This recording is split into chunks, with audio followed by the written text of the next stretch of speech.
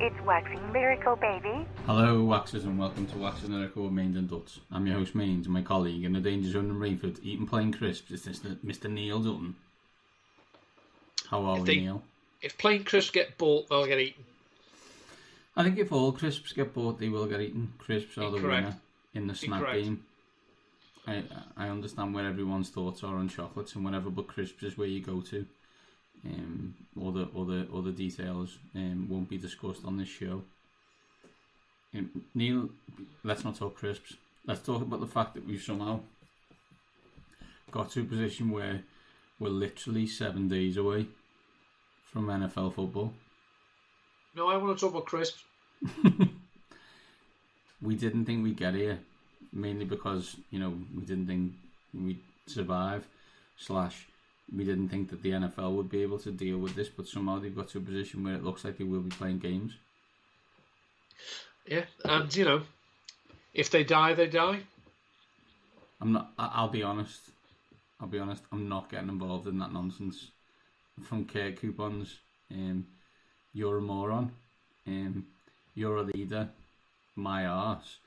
And if you're wondering what my thoughts are, go back to Get Up and see what Dan Orlovsky and especially RC Ryan Clark said on the subject, as RC put him on blast. Rightly so. But let's move on. Final division this week. And we're talking about care coupons later on. We've got the NFC North. I think there's a few hot takes, a few coaches who may be called to task later on in the show. I think Neil might secretly like a team whose coach is, a former defensive coordinator for the New England Patriots, but we'll get on to that. We've also got some news, and then we will be bracing ourselves for week 1, Neil, and it's crazy. Do you remember a few years ago, we did both the AFC and NFC in one night? We did like the East, and it was like an hour and a half pod, and literally by the end of it, I've never been so tired in my life. Yeah, there's a reason that we've done division by division since then. It's because we're lazy. Well, because no one, unless you listen to Matt Kelly, no one's listened to no hour and a half podcast. That's not what it's supposed to last. It's not supposed to last that long. It's not an audible show. Yeah. To be fair, if Matt does a podcast that's an hour and a half, he's had a bad day. Well, true. That's the low end of the market exactly right. For the podfather. He's got somewhere to be. I won't be doing that. But let's get on with the show and let's talk some news.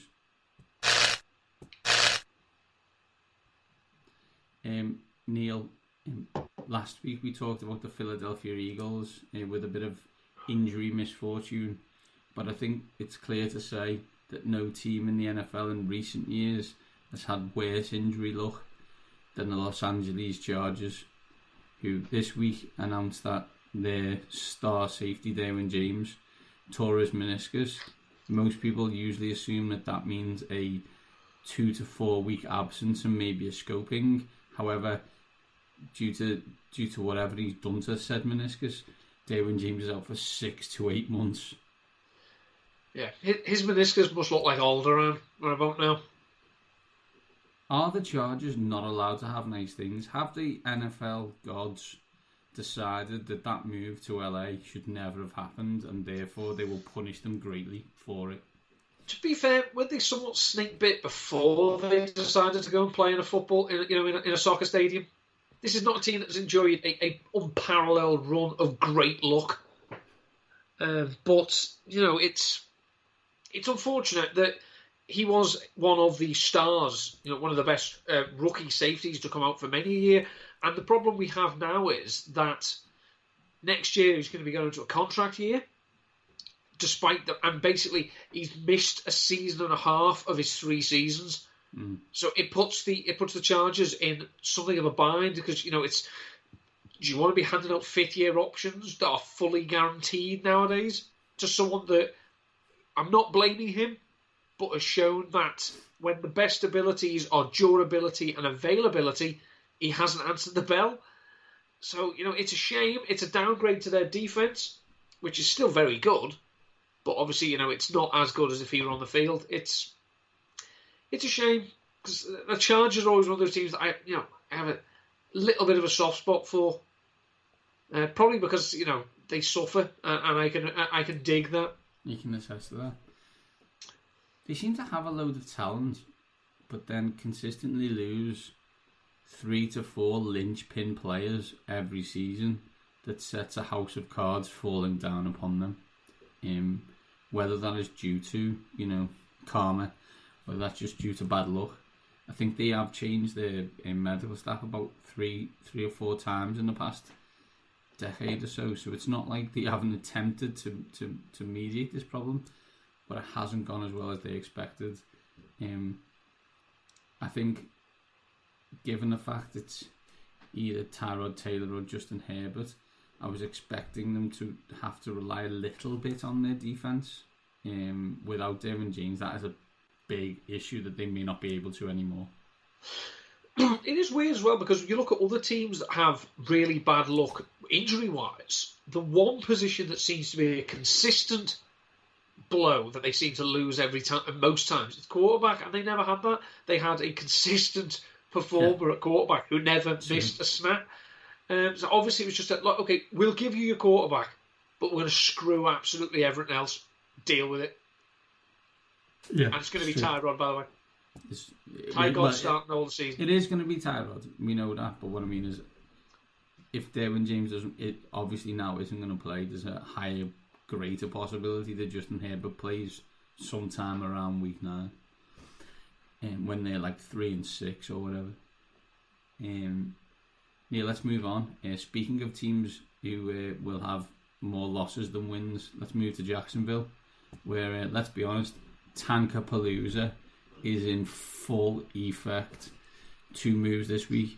Yannick Ngakoue, who's been having a All Elite Wrestling style beef with All Elite Wrestling owner Tony Khan, took a $6 million pay cut not to play for Jacksonville this week, where he restructured his contract to join the Minnesota Vikings.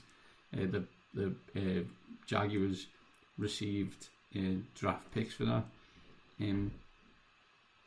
They're really good at drafting talented defensive linemen / defensive players. They aren't talented at keeping them on the roster for more than their first contract. That team that they had in 2017 that was, a quarter away from the Super Bowl, you look at the talent they have ripped away from themselves. These are self-inflicted wounds. Jalen Ramsey, Calais Campbell, AJ Boye, Ngakoue, Dante Fowler. This is and we know that Miles Jack was down. Or wasn't down. So whatever it is, I forget. But this, just imagine taking a $6 million pay cut not to work somewhere. That's how bad you hate that place. $6 million. That's Steve Austin. Imagine turning down Steve Austin to not play for the Jacksonville Jaguars. It says something that team has a toxic culture. And, speaking as someone who supports a team with the preeminent toxic culture in the NFL, this is strange.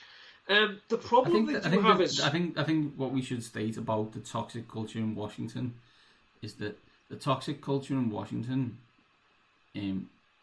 starts at the top and stays very much, well, not very much, but is heavily laboured in the front office, where somehow this is more a coaching / team building exercise. I think, let's be honest, Miles Jack wasn't down and the Jaguars went to the Super Bowl in a parallel universe, and now all that team's gone. They had Ramsey and Boye at corner and they were set forever, and now neither of them play.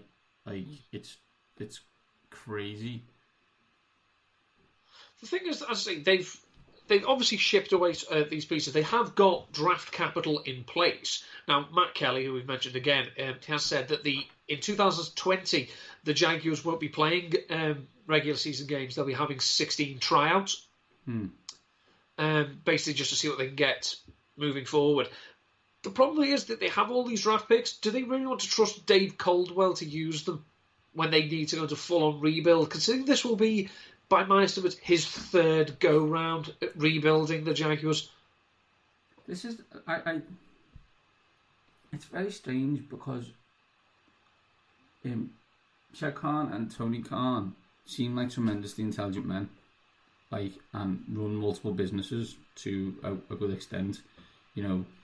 Fulham have been promoted twice into the Premier League in the past 3 years. Okay, once they got relegated, but they still got promoted twice. Tony Khan's running a successful wrestling operation that isn't WWE, which is, when you think about that, is a pretty crazy statement. And seem to make decisive decisions in those two areas. However, continue to employ the likes of Doug Marone and David Caldwell, which is total and utter insanity. Like, you would hope that if it goes as badly as we expect, that they would fire them. Let's quickly drift on, Neil, to what continued in Jacksonville, which isn't probably linked to the tankathon, probably more linked to the fact that your fourth pick in the first round of the NFL draft was running 3.9 yards a carry, and that's Leonard Fournette being cut. They tried trading Leonard Fournette all off-season, and as soon as he's out the door, they come out and say, we literally couldn't get anything for him. Well, you must have known you weren't going to get anything for him. Cut him earlier. Do him a solid. Do what a classy organisation would do instead of a losing organisation. Yes, Leonard Fournette is not the most talented running back. A year after Ezekiel Elliott went 4th overall, the Jaguars took him 4th overall. Is he Ezekiel Elliott? No. Does he have skills? Can he be productive in the NFL in the right system? Yes. Last year, he hinted at being a 3-down bell cow. He's not that. He's a decent receiver. He used to be a wide receiver. He converted it to running back in college. But 100 targets, 76 receptions, 0 touchdowns. That's very hard to do. Yes. Now, he fell out with Tom Coughlin, so presumably he's fallen out with Dave Caldwell. Again, Doug Marone always used to come out with this, as all the players who leave always tend to say, no big issue with Doug Marone. It goes higher up than him. Well, Doug Marone must have known, look, are we going to use him?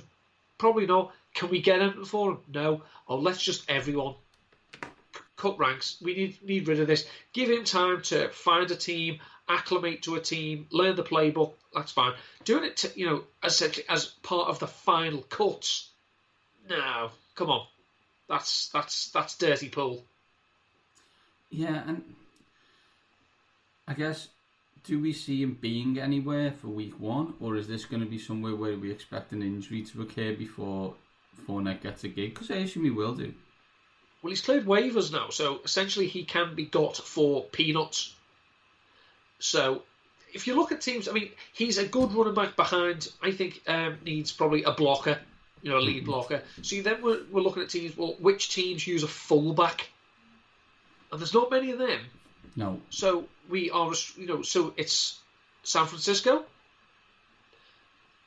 Buffalo, Kansas City, New England. These are all teams that, use a fullback or at least have one on their roster. Could he go in and, would he go into those situations and mess things up fantasy-wise for other people? Yeah, he certainly would. He's not going to go anywhere and be the lead guy, especially not in Kansas City. But Kansas City have shown, we've got this rookie. We probably wanted to bring him along a bit slower. Damian Williams has now opted out. Come in, spell him, have certain, have a couple of series here. We'll get the best of CEH that way. It's possible. Buffalo have a similar problem. They've got Devin Singletary, and they've got Devin Singletary 2.0. In Zach Moss. Might be a bit better, but is he still someone you want to tie your wagon to as your bell cow? I don't know. I'm not sure Buffalo know really at this point. So bring in someone like Leonard Fournette, and then that way you can see what you've got in Moss and Singletary especially. Wouldn't be the worst idea. it's a question of, from all we've seen from the end of days with the Jaguars, it looks like Leonard Fournette is a malcontent. I'm not convinced he is. I just don't think he's been managed properly. It's weird that everybody who leaves Jacksonville is a malcontent. It's almost like it's a coincidence. I find the Chiefs' situation interesting. Let's just leave it at that. Let's keep on the running back train. Let's talk running back contracts. Can we just interrupt you for a quick one though? Speaking of the Chiefs and how your brain couldn't comprehend a stat that I delivered yesterday. Yeah, give the Chiefs that, Neil. Give the Chiefs that. Well, Andy Reid and Brett Veach signed new contracts with the Chiefs that will remain until the 2025 season. Assuming that contract is seen out, Andy Reid will have been the head coach of the Kansas City Chiefs for 1 year less than he was the head coach of the Philadelphia Eagles. And it feels like maybe it's just me that he's been the head coach of the Kansas City Chiefs 5 minutes, and he was the head coach of the Philadelphia Eagles for 50 years. So my tiny brain can't comprehend such figures of nonsense. A fully deserved contract for Big Red and Brett Veach. And, it was about time that they gave another person a contract in Kansas City, because they hadn't done that in about an hour and a half. It's like the Oprah, you get a contract, you get a contract, you get a contract. Yeah. Speaking of contracts, to running backs, someone who probably won't be getting one is Alvin Kamara. Sean Payton today dodged that question rather well, but there was rumours brought to us by Adam Schefter that the Saints were looking to trade Alvin Kamara, but were looking for serious wedge for it. Do we expect Alvin Kamara to be on the Saints roster this time next year? No. And also there's another worrying issue, is that he has had an unexcused absence for 3 days. This absence occurred after he had an epidural in his back. Sorry, may I? This running back is having back problems. Oh, no. This running back now wants to be paid, from what I gather, not record-setting, market-resetting money, but still wants to be paid handsomely. Mm-hmm. You were hobbled all last year, and now you're having back problems? No. I think as well, apparently the Saints floated the idea of trading him, just with the proviso of saying to teams, look, you want to trade him, this is what we want for him, and this is what we're offering him as a contract, just to try and get an idea of what his worth was compared to what they wanted to pay him. And what they seemed to get back, according to Doug Clayman, was no other team would be prepared to pay him what the Saints are prepared to pay him. So it's a little bit like that Moneyball scene. So you think you're special? Yeah, you're paying me $7 million a year. I think I'm special. I'm not paying you $7 million a year. It's the case of Alvin Kamara. Well, I think I'm special. Well, this is what we're paying you, and no other team in the NFL wants to pay you this much. So how special are you? It's similar to the Leonard Fournette. It'll be, well, if Alvin Kamara did go anywhere, where would he be as productive? Oh, the New Orleans Saints. Oh, hang on. So, as you said, their salary cap situation is abysmal. Yeah, so let's let people in on that. So, Alvin Kamara doesn't want record-setting money, but wants to be paid a significant sum, somewhere just below Christian McCaffrey. Right now, the New Orleans Saints are $37 million over the cap for next season. And that's assuming a cap of about $210 million, which is not going to be. Which is not to be assumed at all. Even if the NFLPA and the NFL owners agree a spreading of the loss across multiple years, it will still probably go down. So they're probably more likely to be $50 to $60 million over the cap right now. So there's no bloody wonder they were looking to trade him, because at the moment there's absolutely no way they're going to pay him, because there's a high possibility they're going to be paying Drew Brees $17 million to be on NBC's books next year. So imagine that. So we're going to count $17 million for you to go away. I know there's lots of places I've worked who'd probably make a similar deal if they could. I just think that unless he gets a seriously backloaded contract, which no sensible team is going to give to a running back who dealt with a high ankle sprain and is now having lumbar punctures, basically. Yeah, so I think Alvin Kamara has been very good. He's now a very risky fantasy pick for me, considering what his ADP is. I think, he's going to have to drop a little bit for me to be comfortable with him. But I certainly think we've seen this will be his last year with the Saints. Maybe when he goes to a new team, he'll get a proper running backs number, because I hate 41. I've always hated 41 with a passion. Running back who did get a contract, Joe Mixon, 4 years, $40 million, Neil. People were umming and ahhing about him in round 1 of fantasy drafts. Does this contract lead them to believe that this could be a good year to have him in your fantasy team? Yeah, I think, apparently he was missing practices with migraines. Of course he was. Yeah, that type of migraine you get when you're not getting paid. I think Joe Mixon has shown that he can be productive in all phases of the game. The Bengals didn't really use him as a receiver last year. They decided to feed, when they got a chance, give the ball to Giovanni Bernard instead. Not a good idea. This is a classic Bengals move in the sense that they do tend to look after their homegrown players. Whether he is he going to be another running back contract that teams regret? Maybe. But when you look at the money he's getting, it's not as bad as the Todd Gurley deal, for example, or the money that Le'Veon Bell turned down, or the money that Melvin Gordon allegedly turned down. I think it's a nice contract for both teams. And I would think, given what the Bengals have invested in the other parts of their offense, they probably won't want Mixon to get 25 to 30 carries a game. So maybe this is a good way of keeping him as a focal part, as a key part of the offense, but not the focal point. Yeah, agreed. Well, Neil, that's enough on the news. 22 minutes in, let's start our NFC North review or preview.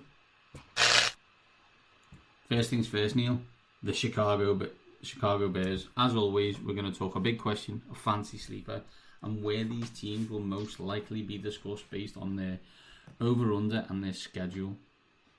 The big question for the Chicago Bears, for me, Neil, is does Matt Nagy survive Black Monday at the end of the NFL season 2020? Well, he's an offensive coach who is going to oversee a particularly dismal-looking offense. Now, we've seen it work with Mitch Trubisky. We've seen it fail with Mitch Trubisky. Probably going to see it fail with Nick Foles. I mean, who have they got on offense to hang the hat on? Assuming Nick Foles is an upgrade. They've got Allen Robinson. Yeah, they've got a cadre of tight ends that most teams don't want. Why they signed Jimmy Graham, I will, and then put a do not trade clause. Well, what the hell was that for? That was totally unnecessary. Anthony Miller showed flashes as a rookie, but then he was injured last season, so you're banking on him coming back. They've lost David Montgomery for a bit of time. Now, Montgomery wasn't great last year. And Josh Norris of Rote World does speculate that there's a good possibility that the worst season of David Montgomery's career will be his rookie year. Well, he's not off to a great start of putting that to bed. The issue that they have, and this is a popular point of mine, you may notice it, is that their defense was a strength in 2018 and it dropped off last year. They had 50 sacks in 2018. That went down to 32 last year. Now, one of the big reasons for that is that Khalil Mack's production dropped somewhat. Yeah. So you look, in 2018, some of these numbers, it's weird, some of these numbers, and I don't know whether, it's just a split second late or whatnot. He had 26 quarterback hurries in 2018, 30 last year. He had 8 quarterback knockdowns in 2018, but only 6 last year. He had 47 pressures in 2018, 45 last year.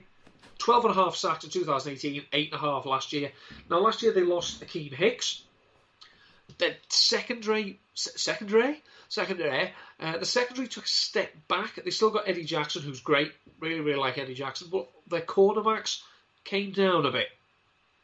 So basically we're asking this defence to step up again because it's going to have to carry the team. And you look at across the board, the defence was not great last year. I mean, they were 25th in yards allowed, the 25th most, which isn't terrible. They were 29th in points allowed. So again, they were stingy. But, they weren't great because they didn't have any... The interceptions, they were 28th. And sacks, they were 24th. So I think for a team that's going to have to lean on this unit, they've got to say, Akeem Hicks should be back, but then they lose Eddie Goldman because he's opting out.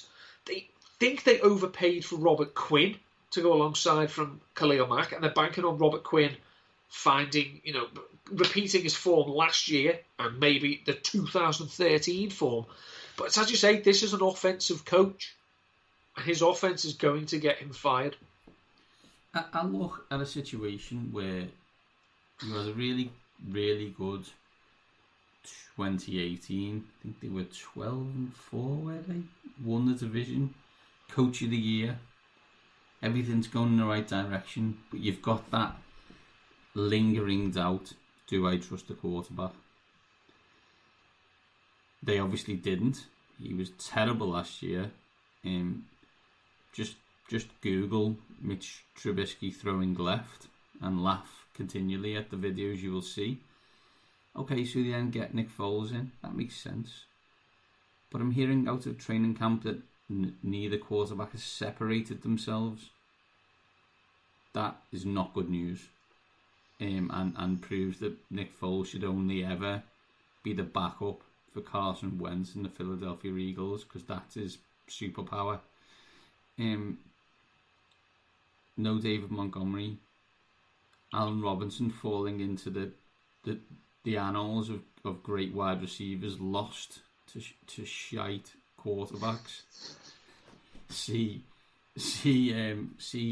Larry Fitzgerald. See Andre Johnson for details on such luminaries.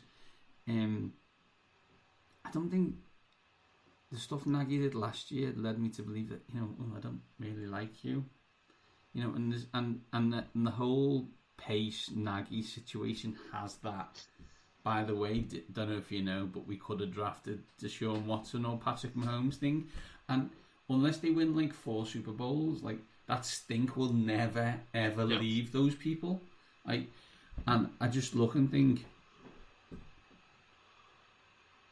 what if they go 7-9? Why are you keeping everyone? Yeah. What's the point?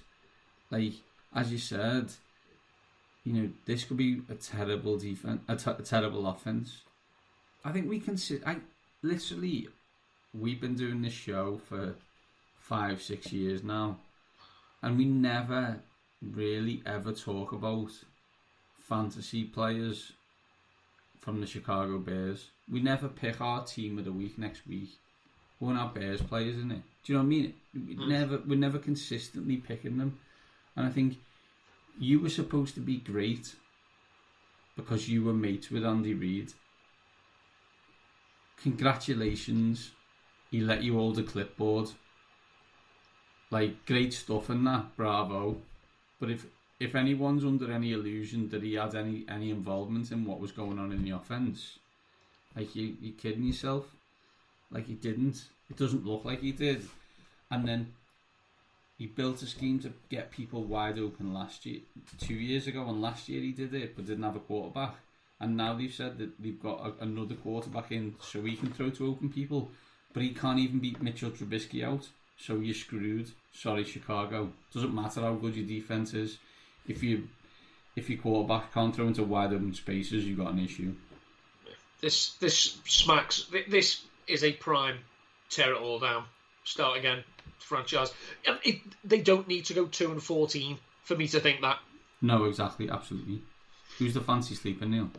The fancy sleeper, as I say, it's Anthony Miller. Just because at the moment he's going wide receiver 52. Now, you've seen that he does have something of a nose for the end zone. He did score 7 touchdowns as a rookie, but it's hard to know what are we getting here. The only we've seen Allen Robinson, as you say, has a track record of production with dog dirt quarterbacks. but we've not seen Anthony Miller do that. We saw him when Trubisky was playing well. He says in inverted commas. So I don't know.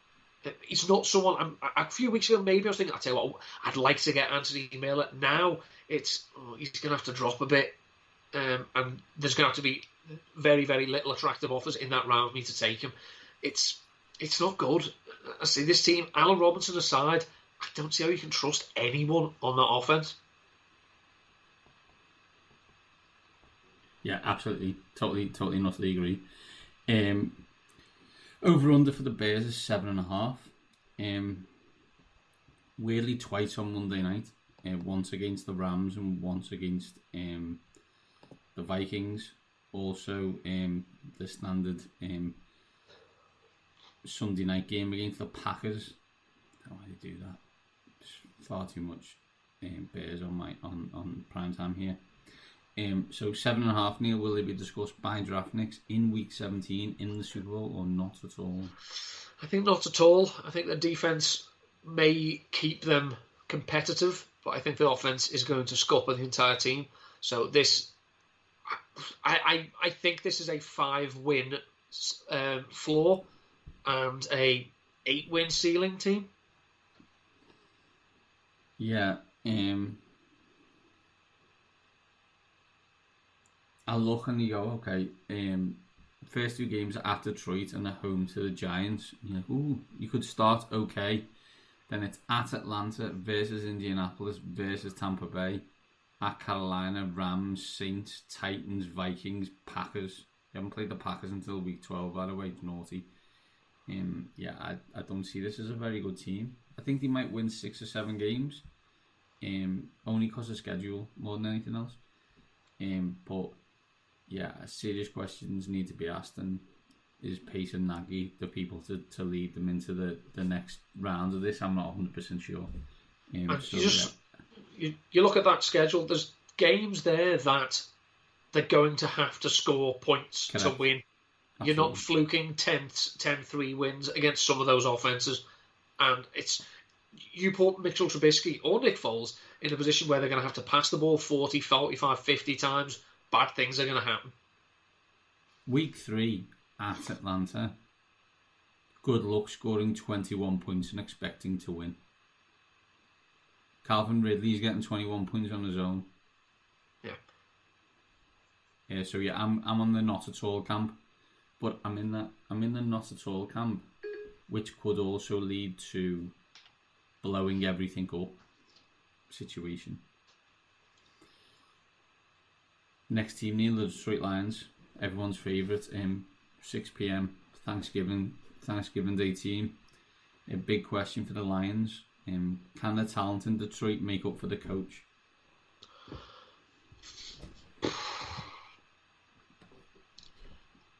Remember what I said about having a soft spot for the Chargers because they have suffered? Yeah. Lions fans, hold my beer. Remember they fired Jim Caldwell after going 9-7? Yeah, halcyon days. After going 9-7 the year before that. Yeah. Not great. Not great, Bob. Offensively, this team looks fantastic. It really does. They have a good offensive line. They have 2 very, very good wide receivers. Not one excellent wide receiver. They have an ascending young tight end. They've got a quarterback who's got his gunslinging mojo back. As I keep saying, football is fun when Matthew Stafford is fun. And last year he was fun because he wasn't dinking and dunking. He wasn't handing the ball off 30, 40 times. He was bombing it deep. And he was completing passes to Kenny Golladay and Marvin Jones. It was fun. The big problem that they had is Stafford only played 8 games. And the Lions trailed at half-time in 2 of those 8 games. But lost them all. Well, they trailed at half-time with 2 games. They lost games. What have I got this stat down for? Trailed at half-time 2 of 8 games with Stafford and lost them all. Well, they can't have done because they didn't go 0-8 with Stafford. So that stat's bollocks. Thanks for that. Regardless, they for some reason last year they got into this habit of we have this thing with the NFL. It's a problem. It's a it's a causation issue. It's teams who win have the most rushing yards. Yes, that's because when you win, when you are winning, you can run the ball. Well, what the Lions were doing is they were playing very well in the first half, but then they were coming out in the second half and running the ball too much in the third quarter. It's like, no. You're not up enough yet. You can't do this. Keep Matt Stafford, stay aggressive. Put the ball in Kerryon Johnson's hand in the fourth quarter, not the third. That's things going to. So they're a little bit too gun shy. Now that has to come from the have an offense where Matt Stafford is as deep as he wants to hit. No, I want to run the ball. Go on it, and I'll call off the dogs. That comes from the head coach. Now we saw that this head coach was a defensive genius who apparently the Patriots were, heartbroken to see go. Let's just have a quick look at how Detroit fared defensively last year. They allowed the second most yards, the seventh most points, the most passing yards, the fourth most passing touchdowns, only the 12th most rushing yards and the 17th most rushing touchdowns. Yeah, because you didn't have to run on them; you could just throw on them. They were last in interceptions, and they were 30th in terms of sacks. So what have they done on the defense? They've brought in a load of Patriots cast-offs. Danny Shelton, Jamie Collins. They let Darius Slay go because he had a personality clash. And there we go again, another malcontent with an idiot coach, is it? But they did bring Jeff Okudah in the draft, essentially to fill in for him. Well, that means you've still been able... Let's assume Jeff Okudah is the best rookie cornerback since Darrelle Revis. Well, that still leaves the other half of the field wide open. They brought in Desmond Trufant, who was cut by the Falcons for a reason. He's not very good anymore. So offensively, this team can still score points because it's going to have to. I look at this team and think, you asked for a situation and you've been given that situation. And sometimes we can say that, teams are unlucky or you feel sorry for them. But bad teams make bad decisions and continue to do so. And you decided that Jim Caldwell, who we joke about a lot as having no personality and, lacking facial expressions, it wasn't good enough, quote unquote, to be coaching the Lions after getting them to back-to-back winning seasons for the first time since, colour TV was invented. And you thought you'd bring in a guy who's basically ushered out of New England because you could get, you wanted a change of culture. And when will teams learn that the reason that the New England Patriots are good and have a good culture is Bill Belichick and no other reason? Zero other reason. It's got nothing to do with anybody else. None of the other coaches. Do you know how I know that? Because every other single one of the coaches who've been under Bill Belichick, who've gone somewhere else to be a head coach, have been abysmal. Not bad, not okay. They've been abysmal. So you need to get over that. Bill Belichick is the reason that the culture's good. And Bill Belichick garners respect. And when Matt Patricia comes in and tries to make you do things, you just go, no. Because you're a guy who had a pencil behind your ear last year and I don't believe in what you're telling me. They have Matthew Stafford. They have Babytron. They have some really talented players on the offense. And last year when Stafford was fit, they would look decent on offense. But can they stop anyone? I'm not 100% sure. And the coach is terrible. And don't care, you won't convince me otherwise. He's not a very good coach. I'm going to let everybody in a little bit secret here. This whole division is littered with bang average coaches who've got reputations well beyond their stature. But we'll come on to that.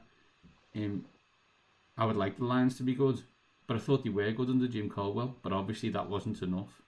So you get what you're given and enjoy winning 7 games this year. It's the classic, let's say, and going back to that point, when your most successful coaching disciple is Bill O'Brien, that's not a coaching tree to be proud of. Well, Nick Saban, I suppose, but, Not in the NFL, so I'm not We're interested. talking about NFL coaches.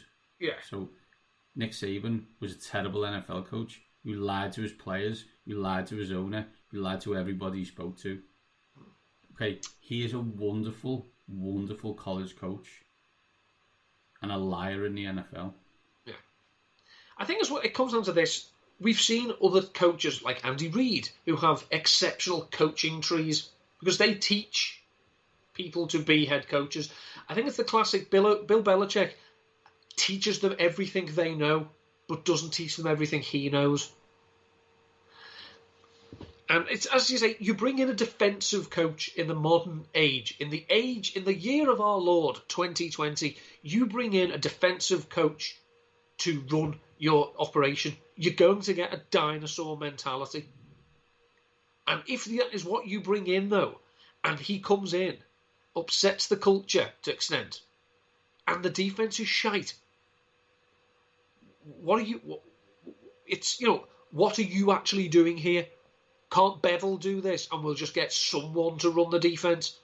Now, I'm not saying Darren Bevel is a surefire head coaching candidate, but if you're the head coach, you come from a defensive background, and the defense is abysmal, what are you bringing here? Because it certainly doesn't seem to be man management. I'll be honest, and this may change in 10 years, but in 2020, if you're bringing in a defensive head coach, you're doing it wrong. Just plain and simple. And I don't see the Detroit Lions winning enough games for him to be in a job again. Who's the fantasy sleeper for them, though, Neil? The fantasy sleeper is TJ Hawkinson. He has the perfect situation. It's a shallow target pool. There's Kenny Golladay, there's Marvin Jones, maybe Danny Amendola. They may want to run the ball a bit more, but as I say, defensively they're a bit weak, so they're going to have to be in, shootout maybe. Hawkinson is a freak, in case people have forgotten him. Came in, he was, put this way, he was better at college than Noah Fant, and Noah Fant was exceptional. TJ Hawkinson was better. Probably the best tight end prospect since Rob Gronkowski. Flashed last year on his debut, 100-odd yards and a touchdown against the Arizona Cardinals, who we then found out were a welcome mat for all tight ends.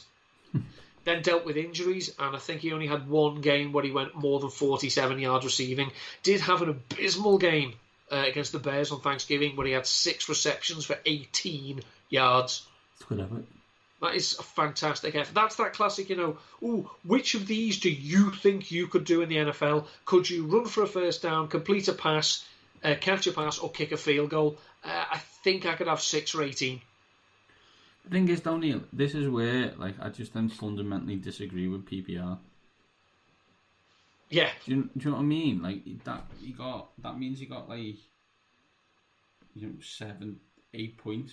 No, he got 18 yards in the game. He was completely useless for his team. Don't worry though, I got 6 PPR points. Screw you and your flipping PPR. Sorry. So yeah, he's currently going as the tight end 11. He's going actually in the 11th round of ESPN drafts. I wrote a piece of his this week about tight ends to pair from round 11 onwards, and it starts with TJ Hawkinson. Awesome. Over under for the Lions is actually below the Bears at 6.5. Do you want to know how important the Detroit Lions are? No. They play one game. That isn't at 6 p.m. That's 9:25 week 3 at the Arizona Cardinals, which is the Arizona Cardinals version of 6 p.m. UK time. Brilliant. Obviously, their primetime game is, Thanksgiving, where they play the Texans, which is an awful game. What an awful game. Jesus. Thanks, NFL. 6.5, Neil, more likely to be discussed by Draftniks in week 17 in the Super Bowl, or not at all? I think Draftniks, I think defensively they're abysmal. I think that's going to scupper them, and hopefully will bring an end to the Patricia era. what a classic Freudian slip. Probably draft Knicks as well. Really bad coaching change. Hopefully, will end by them putting themselves out of misery by getting a new coach. Neil, next team, the Green Bay Packers, who we've had a lot to talk about in recent years. Big question for them. Much like Russell Wilson, will we be asking to let Aaron cook by December?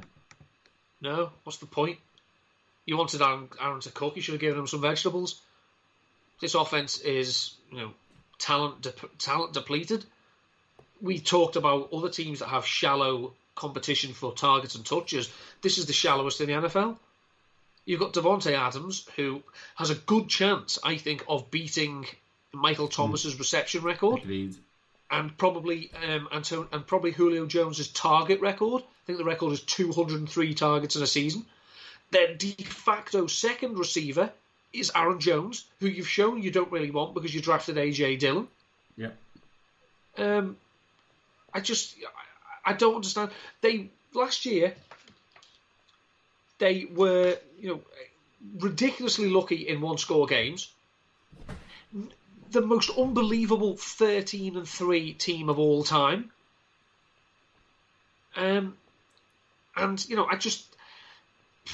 not being funny as well. Let's just cut to the chase.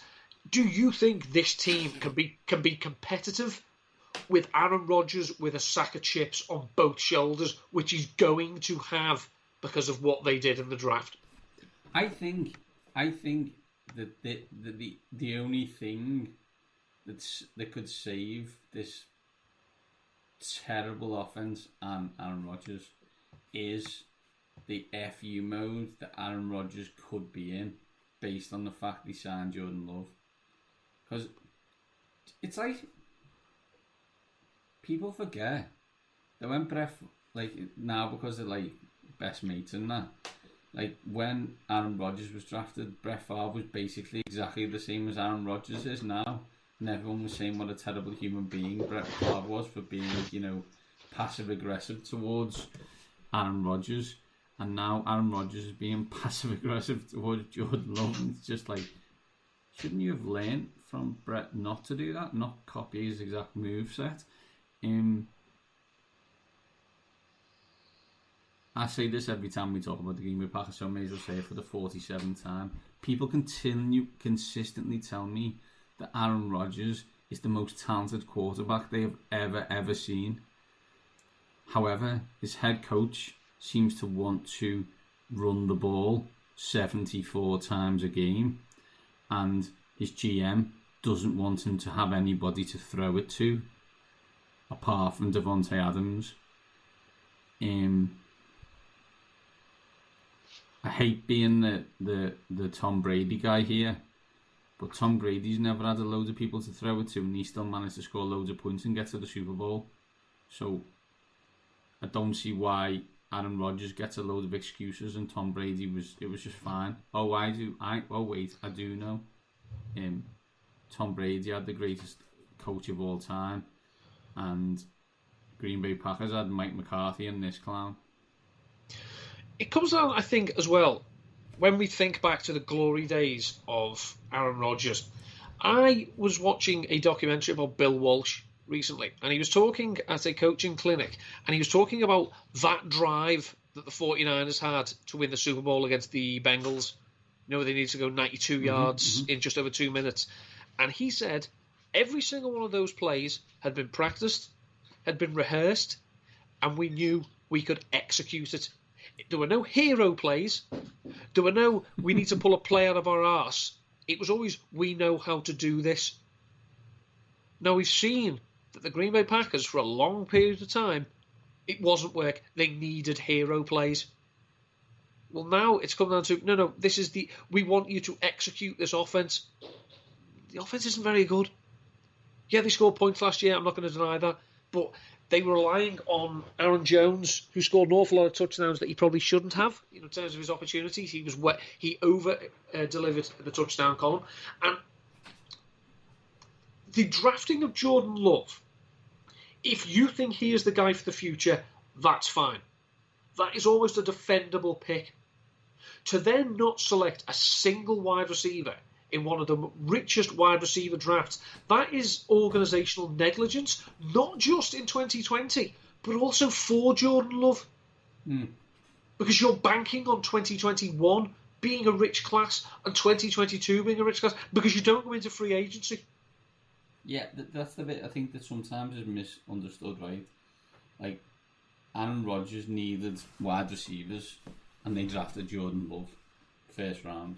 But then there's multiple other times to draft wide receivers that not only will help Aaron Rodgers in 2020 and possibly 2021, but will help Jordan Love in 2022. Do you know, like, I don't understand what this franchise is doing, and, you know, we'll probably get a load of grief about it. You know, our, friends of ours like Ryan Conway and Alex Chinnery and people like that, who'll go, we're Packers fans and we were 13-3 last year and whatever, and as you said, but were you 13-3? Like, you won 13 games, but were you a 13-3 team? Not really. Do you know what I mean? And I don't see that they've got better. And I'll be honest, the Aaron Rodgers thing has started to bore me greatly, because he should have won more. I don't care what anyone says about anything else. Should have won more games. Should have been to more Super Bowls. Just should have happened, and it hasn't.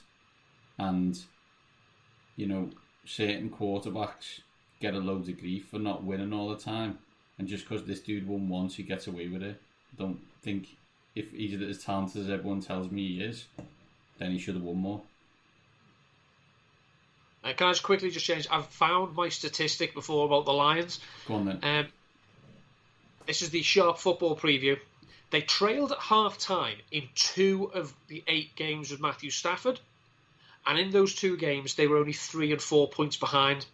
Yet they only won 3 of 8 games. So they are... they scored... Their touchdowns by quarter were 9 in the first, 6 in the second, 2 in the third, 7 in the fourth. So it's almost like they were expecting Matthew Stafford to pull plays out of his arse. Why do teams do this? Neil, who's the fancy sleeper on the Green Bay Packers? No one. I don't like the value. I don't see any upside of any of these Packers players. They are being taken pretty much all where I would take them. Devontae Adams, as I say, is back end of the first round, early pick in the second. Aaron Jones is back end of the second, maybe sometimes falling into the third. And who else do you want? You want Jay Sternberger? Well, he's getting outplayed by Robert Tonyan. Yeah, I know you've never heard of him either. Neil, you're making names up again. Yeah, I mean, you want to pick Alan Lazard? Why? You want to pick AJ Dillon? Why? AJ Dillon is the Green Bay equivalent to Derrick Henry, who Matt LaFleur coached in Tennessee, but didn't know how to use for the first 10 weeks of a season. There's no upside to the Packers players. I mean, even Rodgers is going, quarterback 20. Well, so what? What's the point? I mean, you're banking on this defense taking a step back, meaning they have to rely on Rodgers throwing to this arsenal of weapons. I'd rather not. I don't like that situation. So there's no sleepers here. There's no sleepers that I think are worth your time. Over under is 8.5, Neil. They play back-to-back weeks. They play Sunday night away at Saints. They play Monday Night Football versus the Falcons. Thursday night against the San Francisco 49ers. I don't know if you know, but Aaron Rodgers went to Cal. They play Sunday night again against the Chicago Bears, and Sunday night again against the Tennessee Titans. So if you're a Green Bay Packers fan, make sure you get those coffees in for Sunday night. 8.5, Neil, more likely to be discussed by Draftniks in week 17 in the Super Bowl, and not at all. Not at all. This team is... I think there are some impressive pieces on the defense. Obviously, the Smith brothers last year were very good. But I think offensively, this is an 8-8 roster. I think they overachieved last year. And I think they're going to come back to the pack because they've not addressed the issues that they needed to address this season.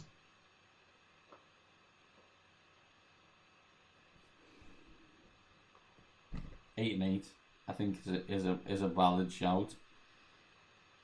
It does. I think the problem I've got with them being 8 and 8 is not them being 8 and 8, but what that means for the next team we talk about. Because basically we've now got 3 teams who are below 500 or 500 and below. But I don't think this team is better than last year. I actually think it's a lot worse. And last year I thought they were pretty lucky to win 13 games. So yeah, 8 and 8 for me. Neil, I think we're going to be really high on the Minnesota Vikings, and I'm not really sure I am, but I almost am by default. But my big question on the Minnesota Vikings is how big a deal is Kubiak running the Vikings offense? I think it's going to be an understated thing. I think that we saw the fingerprints of Gary Kubiak on the offense last year. So I don't think we're going to see big changes. One thing that we should hopefully see from a schematic point of view is, and again this is coming from the Sharp Football preview, is that Kirk Cousins passing out of 11 personnel was not as efficient as when he passed with multiple tight ends on the field. So 22 and 12. So if Kubiak brings that in, which is obviously going to help the running game, this is an established and run team, dinosaur defensive coordinator or a head coach, they want to run the ball, but that will allow them to get, I think, their best pass catchers on the field. And at the moment, I think you'd have to say Justin Jefferson hasn't really taken the leap that people maybe thought he would. He's behind Oblisi Johnson and Adam Thielen. So their other most reliable pass catchers are Kyle Rudolph and Irv Smith. So get them on the field, you can create mismatches. Now, we know that this team loves play action to an extent that they probably rely on play action. Last year, they were 9th in play action pass attempts, and they were 5th in play action passing yards. 35% of their total passing yards came on play action, which was the 3rd highest rate in the NFL. It was 1,246 out of 3,523. Kirk Cousins is very good passing on play action. He completed 73.6% of his passes on play action, which was the 4th most in the NFL. If they get Dalvin Cook back, with the additions they've made on defense, last year on defense, they were, they were 5th in sacks, they were 4th in interceptions, they were 27th, they allowed the 27th most points and the 19th most yards. They've brought in Yannick Ngakoue to pair on the other side from Danielle Hunter. I think at this stage of the game that's an upgrade on Everson Griffin. They've still got Eric Kendricks, who's one of the best linebackers in the game. They re-signed the boy Harris for this year. This team is going to the NFC Championship game.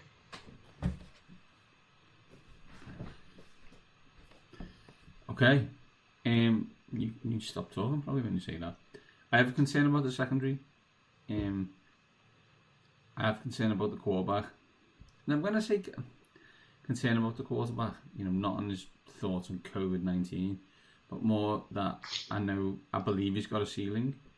I think the loss of Diggs probably won't hurt them as badly as it could do. I think it kind of frees up everybody, kind of sets the room back into a position, if you know what I mean. You've got a 1 or 2 or 3. You kind of had 2 1s and both of them argued about who was the one. I think now Thielen's the one, right? So that's good, and it's good for my fantasy team, as I had Thielen and Diggs in a dynasty league, which is good. It's good they're now on 2 different teams. I like Kubiak as offensive coordinator.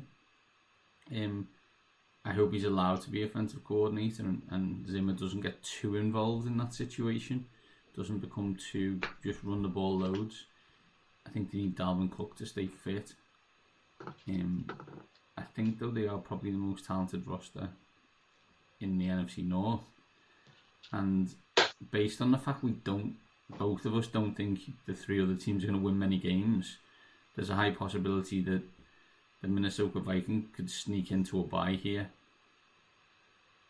And I think that's what you're saying, Neil. Yeah. I just think that...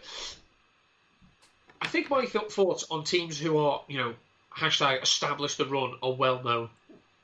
Yeah. I think it's backward thinking in 2020. However, if that is what you want to do, then get dead good at it. Commit to doing that. And I think that's what they've done. They've made incremental improvements on their offensive line. As you say, we've said in the past, I think, that the days of having a quarterback you can win the Super Bowl with, we're going to see that fewer and fewer. I think this is a situation where this team could look at themselves as a legitimate Super Bowl team despite Kirk Cousins. Not because of, but almost if they let him make just enough plays. We saw last year in New Orleans, he can step up on occasion when everything else goes right. Well, this team, if the defense is strong, the secondary's bad. Well, how do you solve that? You get to the quarterback quickly. They've got Hunter and Ngakoue. That'll help. Then your secondary doesn't have to lock down receivers for 5 seconds because if the ball's not out in 2.5, it's not coming out. Agreed. Who's the fantasy sleeper on the Vikings, Neil? Fantasy sleeper, I've already mentioned him, is Irv Smith. Now he's going, I think, literally going undrafted in a lot of leagues. But if you want the idea, as I say, of pairing up your tight ends instead of just saying, I'll have one and that'll do, he's a nice one to get. Maybe, get one of those that I've talked about. I'm not going to give you the names here. I want you to read the article. But get one of them and Irv Smith, because there's a good chance that, say, there's no Diggs. Justin Jefferson has not emerged as yet. I worry about Adam Thielen. I worry that maybe, is he breaking down? Are we seeing an AJ Green style decline? In that, he'll be on the field, but is he? He's never really recovered from that record-breaking start to 2018. What was it? 8 consecutive 100-yard games. He's never been the same since Kevin Stefanski started calling the offense. He was never, he wasn't targeted as often as Stephon Diggs because they want to run the ball. Now, he's going to be out in the field. I don't dare say, that he's going to lead the team in targets. I just don't see the ceiling for Adam Thielen. I don't see a 170 target, 1,500 yard season. But I think the likes of Irv Smith, who's going to come in as a secondary option, if he gets on the field, which if they go heavy sets, he's going to be on the field. He offers more as a receiver than Kyle Rudolph at this stage. Kyle Rudolph, as we know, once November comes round, Rudolph's going to score 5 to 6 touchdowns. That's what he does. That's what he does. Yeah. But I think that Irv Smith has a good chance to develop as a secondary pass catcher for the first 3 months of the season. Over under for the Vikings is 8.5, which is the same as the Packers. In terms of prime time, they are at Seattle on Sunday night. They play at the Bears for Monday Night Football, and that's about it. Lots of 6 p.m. games for the Vikings, which is all good news for Kirk Cousins if you know those type of stats. And Neil, you're suggesting in the Super Bowl, is that correct? Yeah. I'm going to say in week 17, I think they'll win 10 games. I think they win this division. I'm not as high. I don't see them. I guess Neil's probably talking 12-4 if he's looking for a NFC title game type idea, number 1 seed. I'm a couple of games below that. But we will know a lot about whether Neil's predictions are right by week 5. Here's the first 5 games for the Minnesota Vikings: at home to Green Bay, at the Colts, at home to Tennessee, at the Texans, and at the Seahawks. If they are 3-2 or 4-1, could be in business. And that's it, Neil. So I think we're saying Lions, Bears, Packers, Vikings in reverse order. Is that right? Yeah. And that's it for the NFL preview. Next week we will discuss our picks for divisions and MVPs and stuff like that, and then we will give you our team of the week for back on the DraftKings kind of daily fancy. Neil will give you a fancy sleeper and a fancy loser of the week, and it'll be back to normal regular season stuff. Neil, looking forward to it.